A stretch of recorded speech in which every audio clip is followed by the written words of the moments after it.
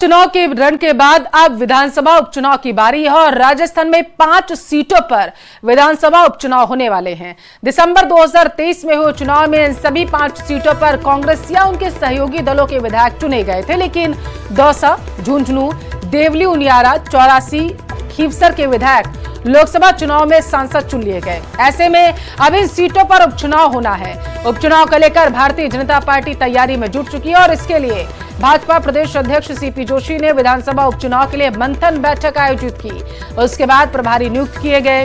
विधानसभा उपचुनाव के लिए भाजपा ने कद्दावर नेताओं को फील्ड में उतारा और उन्हें प्रभारी की जिम्मेदारी सौंपी गई।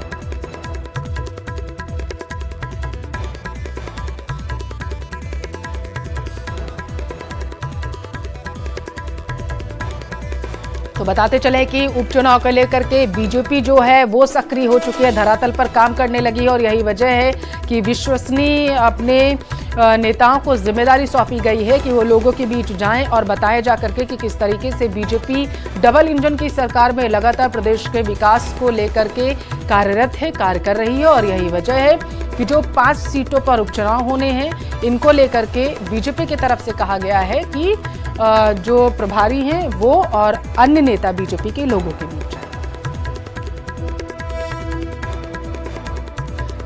खैरथल के टपूकड़ा के डांगनहेड़ी गांव में तकरीबन 20 घंटे बाद 24 साल की युवती पूजा का अंतिम संस्कार किया गया। शमशान घाट में रास्ता नहीं होने के कारण मृतक के परिजन शमशान घाट के पास ही धरने पर बैठ गए। प्रशासन लगातार रास्ते को निकालने का प्रयास कर रहा था, लेकिन दबंग लोग रास्ता देने के लिए तैयार ही नहीं थे। आखिरकार प्रशासन ने पंचायत में प्रस्ताव लेकर रास्ते को रेवेन्यू रिकॉर्ड में दर्ज करने के आदेश दिए। प्रशासन इन शर्तों को लिखित में देने के लिए तैयार हो गया। हमारी रास्ते की मांग थी, जो यहाँ मेन रोड से और शमशान घाट तक हमें 12 से 13 फीट का रास्ता उन्होंने रिकॉर्डेड दे दिया गया है और हमें बता दिया गया है कि आप पंचायत में प्रस्ताव लो और इसको पक्का करो। तो जो हमारी मांग थी वो प्रशासन ने मांग ली, उसके लिए बहुत बहुत धन्यवाद और बहुत बहुत आभार।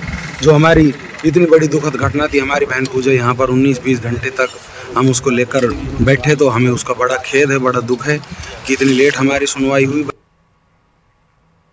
और उधर सूबे के मुखिया सीएम भजनलाल शर्मा की सरकार ने मंडी व्यापारियों को एक बड़ी राहत दी है। राज्य सरकार ने कृषक मंडियों में लगने वाले कृषक कल्याण शुल्क की दरों में 50% कटौती के आदेश दिए हैं। राज्य सरकार ने मंडियों में कृषक कल्याण शुल्क में कटौती के लिए आदेश जारी कर दिए। दरअसल 1 मार्च 2021 को तत्कालीन गहलोत सरकार ने आदेश जारी कर मंडियों में कृषक कल्याण शुल्क की दरों को 1% किया था। राजस्थान मंडी व्यापार संघ राज्य सरकार से लगातार मंडियों में कृषक कल्याण शुल्क में कटौती की मांग कर रहा था। राज्य सरकार के इस आदेश के बाद राजस्थान के मंडी कारोबारियों ने सामूहिक हड़ताल को वापस लेने की घोषणा कर दी है।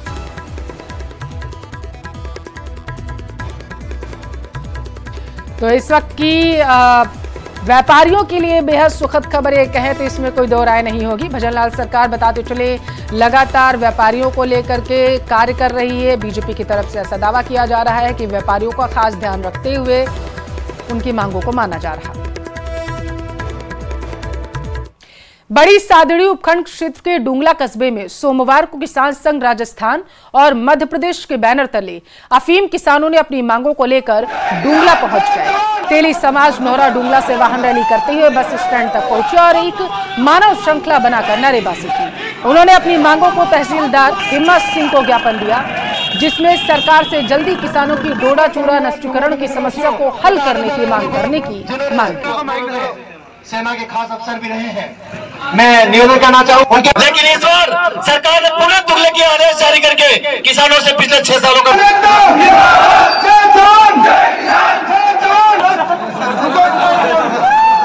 चलिए जयपुर का रुख करते हैं, जहां अवैध निर्माण के खिलाफ जेडीए की बड़ी कार्रवाई हुई है।